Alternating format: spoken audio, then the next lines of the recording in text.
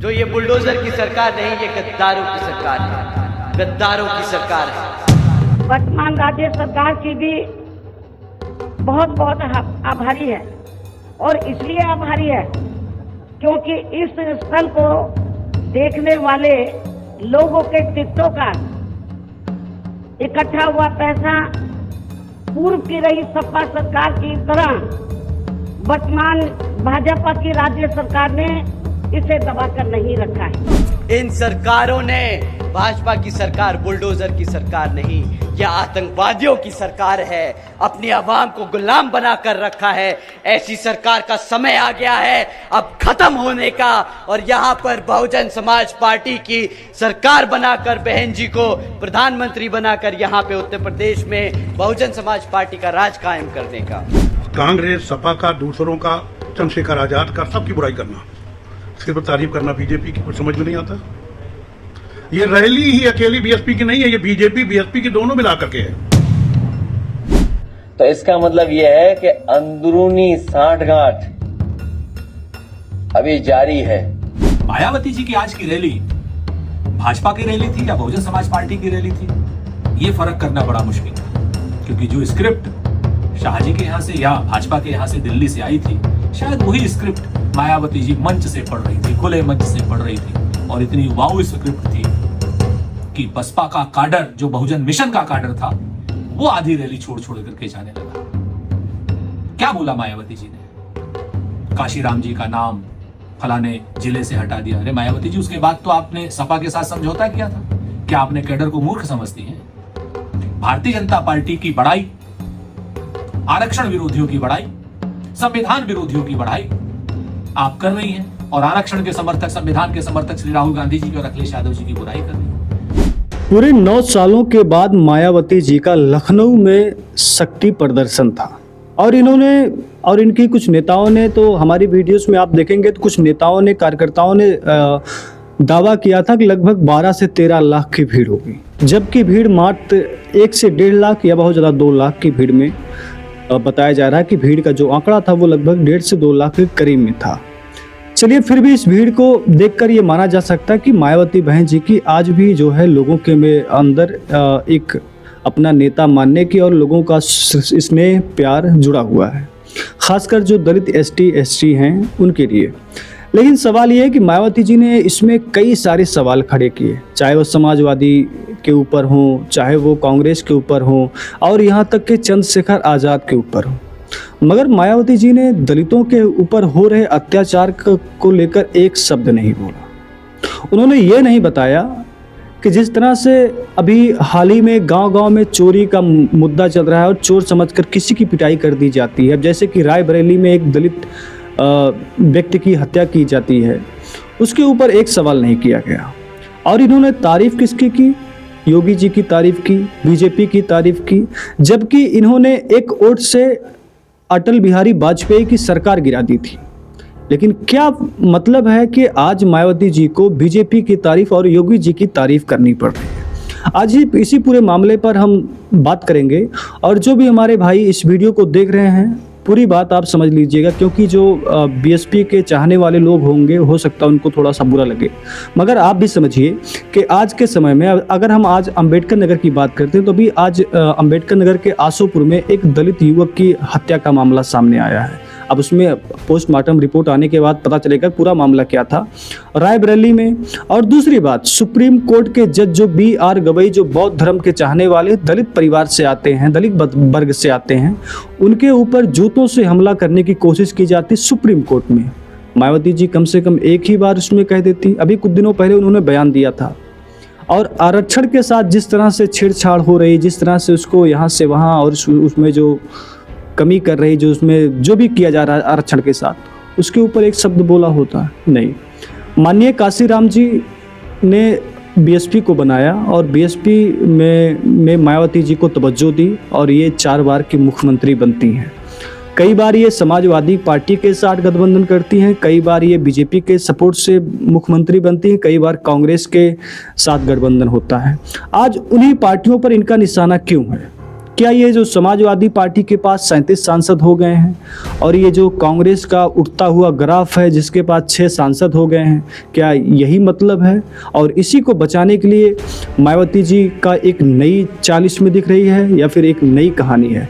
जैसा कि विपक्ष की पार्टियां, चाहे कांग्रेस हो चाहे समाजवादी पार्टी हो, सवाल उठा रही है कि मायावती जी को प्रधानमंत्री के द्वारा या बीजेपी के द्वारा एक स्क्रिप्ट कही गई और उसी स्क्रिप्ट को मायावती जी यहाँ पर पढ़ लेती हैं। और सीधे से आप समझ भी सकते हैं, जिस तरह से योगी आदित्यनाथ जी और बीजेपी के लोग जिस तरह से समाजवादी पार्टी के ऊपर हमला करते हैं, बातों से हमला करते हैं, उसी तरह से यहाँ मायावती जी भी हमला करते हुए नजर आती हैं। सवाल ये है कि मायावती जी को सवाल किससे करने चाहिए थे? सवाल तो हमेशा जो विपक्ष की पार्टियां होती है, जो सत्ता में नहीं होती है, वो सत्ता वालों से सवाल करती हैं। तो यहाँ अखिलेश यादव और कांग्रेस से सवाल क्यों किया जा रहा है? क्या इसकी वजह ये है कि जो बीते लोकसभा चुनाव था उसमें दलित एसटी ने कुछ ही परसेंट वोट समाजवादी पार्टी या फिर इंडिया गठबंधन के सपोर्ट में डाला, और इसलिए डाला कि क्योंकि संविधान ख़त्म करना चाहते हैं, बदलना चाहते हैं। चाहे ये डर मान लीजिए, चाहे ये सच मान लीजिए, लेकिन बीजेपी के लोग अगर कहते हैं कि हम संविधान बदल देंगे तो कहने की बात तो जायज़ है, पर मायावती जी ने इस पर कोई बात नहीं की। चलिए पूरे मामले की हम थोड़ी सी गहराई से जांच करेंगे। आप वीडियो थोड़ी लंबी हो सकती है तो आप वीडियो को पूरा देखिएगा, और जो हमारी कोशिश होगी कि वीडियो में कुछ सही बातें आपको बताई जाएं जो आपको सुनने में भी अच्छा लगे। बहन कुमारी मायावती जी की ये 9 साल के बाद बड़ी, चाहे सभा मान सकते हैं चाहे पुण्यतिथि पर एक शक्ति दिखाने की, अपनी शक्ति दिखाने की कोशिश हो, और इसमें ये जो है शक्ति जो दिखाने का, जो लखनऊ में सभी अपने कार्यकर्ताओं और अपने चाहने वालों को बुलाने का, ये 1 से 2 लाख की संख्या में भीड़ जुटी, और ये पास भी हो चुका कि जिस तरह से सोचा गया था उस तरह से लोग वहाँ पर समर्थक में जुटे।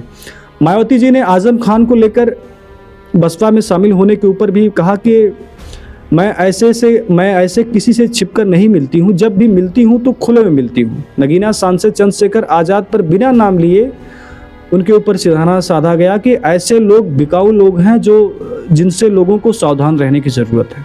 चंद्रशेखर आज़ाद बीते जब से सांसद बने हैं, इससे पहले से भी वो दलित, वंचित, ST हर वर्ग के लिए आवाज़ उठाते रहे हैं।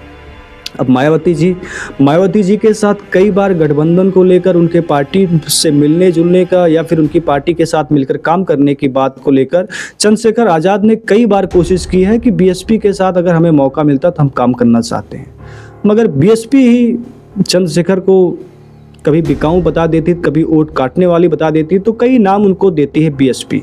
अब ये जो ST हैं, जो चाहने वाले बसपा के हैं, और भीम आर्मी यानी कि ASP को चाहने वाले लोग यही समझ सकते हैं कि ये बातें क्यों होती है। और सभी लोगों का मानना है कि अगर मायावती और चंद्रशेखर आज़ाद एक हो जाते हैं तो एक बढ़िया सा जो है पार्टी की तरफ में बदलाव और लोगों के प्रति एक अच्छा सा प्यार देखने को मिल सकता है। 1 घंटे के संबोधन में मायावती ने भतीजे आकाश आनंद को तवज्जो दी। उन्होंने कहा कि संकेतों में साफ कर दिया कि वही उनके उत्तराधिकारी होंगे, यानी आने वाले वक्त में बीएसपी के उत्तराधिकारी आकाश आनंद होंगे। उन्होंने सबसे ज़्यादा जिसके ऊपर सवाल खड़े किए वो समाजवादी पार्टी थी। योगी सरकार की तारीफ की कि कहा कि मैं वर्तमान सरकार की आभारी हूं। काशीराम पार्क और अंबेडकर पार्क में आने वाले लोगों से मिले टिकटों का पैसा सपा सरकार के तरह दबा कर नहीं रखते। मेरे आग्रह पर पार्क की मरम्मत का पूरा खर्च किया गया, जबकि सपा सरकार ने पार्क के रखरखाव की बजाय दूसरे मंदों पर पैसा खर्च कर दिया था। अब सवाल ये है कि मायावती जी के कहने पर योगी आदित्यनाथ जी या बीजेपी की सरकार मान जाती है, और कोई विपक्ष की पार्टियां कहती हो तो मानती नहीं। तो इसमें एक बात होती है कि अगर योगी जी से कुछ चीज़ें कोई अन्य पार्टी मांग रही है और योगी जी मान जाते हैं और काम करवा देते हैं, इसका मतलब भी कुछ हो जाता है कि भाई कहीं ना कहीं से तो एक दूसरे के प्रति चाहे समझने की बात हो, चाहे और कुछ बात आप समझ सकते हैं। मैं ये नहीं कहता कि कौन सी पार्टी किसके साथ जुड़ाव संबंध है, लेकिन आप समझ सकते हैं। और दूसरी बात, अखिलेश यादव कह रहे हैं कि जहाँ जहाँ पार्क में या फिर जिन संस्थानों पर, जिन स्मारकों पर पेड़ लगाए गए थे वो पेड़ सूख रहे थे, और हमारी सरकार में वो पेड़ों को फिर से पुनः लगाया गया जिसमें पिंक कलर के फूल खिलते हैं। उन्होंने कुछ पेड़ का नाम लिया, स्कॉर्पियो ऐसे कुछ करके नाम बताया। तो अब दूसरा निशाना उन्होंने चंद्रशेखर आज़ाद पर निशाना बनाया, भतीजे की तारीफ़ की। अब भतीजे की तारीफ़, अच्छा भतीजा जो आकाश आनंद जी हैं, इन्होंने कई बार योगी सरकार, मोदी सरकार और भ्रष्टाचार, बुलडोजर और ये राशन, कई मुद्दों पर सरकार को घेरा है। लेकिन जब भी आकाश आनंद सरकार को घेरते हैं तो मायावती जी इनको पार्टी से निकाल देती हैं। तो इसका क्या मतलब होता है ये आप समझ जाइए। अब रही बात चंद्रशेखर आज़ाद, अगर आकाश आनंद की तुलना करते हैं तो आकाश आनंद को आज भी कुछ मुद्दों के लिए पार्टी से निकाल दिया जाता है या फिर बैठा दिया जाता है। लेकिन चंद्रशेखर एक अपने पार्टी के खुद मालिक हैं, राष्ट्रीय अध्यक्ष हैं, तो वो हर मुद्दे पर बोलते हुए नजर आते हैं। और ख़ासकर जो बीजेपी के रवैया है, चाहे वो मुस्लिम को लेकर चाहे किसी और समुदाय को लेकर, उसके ऊपर हमेशा सवाल खड़े करते रहते हैं। अब सवाल उठाने वाला सही है या फिर तारीफ करने वाला सही है, इसमें आप समझ सकते हैं कि बात क्या हो सकती है। और उनके समर्थकों का मानना है कि मायावती ने मंच से कार्यकर्ताओं की प्रशंसा करते हुए कहा कि भीड़ को अन्य दलों की तरह दिहाड़ी देकर नहीं लाया गया है, ये लोग खुद चलकर आए हैं, वो भी अपने खून पसीने की कमाई की। चलिए, जो भीड़ है वो भीड़ की तुलना अगर आप करना चाहते हैं तो अखिलेश यादव और राहुल गांधी की जब लोकसभा में चुनाव प्रचार में थे तो इससे ज़्यादा संख्या में भीड़ जुटती थी हर जिले में। तो ये मतलब, तो इसका भीड़ से अगर आप आंकड़ा देखना चाहते हैं तो मुझे लगता है कि भीड़ से आंकड़ा नहीं देखा जा सकता। हाँ, अखिलेश यादव ने कहा कि हो सकता है इनकी इस अंदर से साँठ-गाँठ चल रही है, तभी आज ये विरोधियों के सपोर्ट में जुड़े हुए हैं और जो लोगों पर अन्याय कर रहे हैं उनके साथ उनकी जो है तारीफदारी कर रही है। तो ये मामला हो सकता है। लेकिन मुझे लगता है कि बहन कुमारी मायावती जी को कम से कम हो रहे दलितों के ऊपर अत्याचार को लेकर सवाल करने थे, बेरोजगारी को लेकर सवाल करने थे। अब इन्होंने बताया कि देखिए, सीधी सी बात है कि मायावती जी हैं, इनके जो काशीराम जी हैं, बीएसपी के संस्थापक हैं, उनके लिए उनके नाम से कई स्मारक बनाए गए, कई जिलों के नाम रखे गए और भीमराव अंबेडकर के लिए कई जिलों के नाम रखे गए। अब इनका जो कोर वोटर था उसी हिसाब से जिलों के नाम रखे जाते हैं और जो पार्टी के महान नेता थे उनके लिए नाम रखे जाते हैं। ऐसे हर पार्टियां करती है। अखिलेश यादव जी हैं, इन्होंने अपने ही नाम से या फिर अपने पार्टी के किसी नेता के नाम से या फिर और किसी बड़े नेता के नाम से, जैसे लोहिया जी के नाम से, तो ये कई सारे नाम अखिलेश यादव जब सरकार में थे तब रखा गया। अब योगी जी को ले लीजिए, योगी जी ने भी तो कई जिलों के नाम जो है पुनः स्थापित किए हैं, जैसे कि इलाहाबाद का नाम प्रयागराज और फैज़ाबाद का नाम और मतलब कई ज़िलों के नाम ऐसे बदले गए हैं। तो योगी जी को क्या मान लिया जाएगा कि इन्होंने गलत किया है? बेशक माना जाएगा, जब सरकार बदलेगी नहीं इनके ऊपर और इनके बनाए गए ज़िलों के नाम के ऊपर सवाल खड़े किए जाएंगे।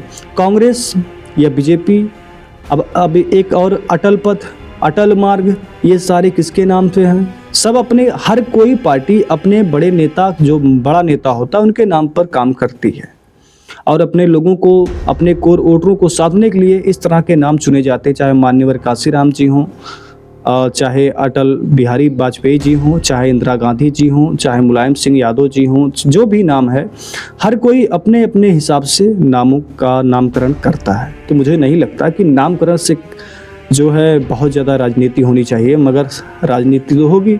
और एक बात और साफ है कि देखिए, सरकार से सवाल ना करना, अगर विपक्ष से सवाल कर रहा है, इसका मतलब ज़रूर है कि सरकार से कहीं ना कहीं तो कुछ ना कुछ तो जुड़ाव लगता है।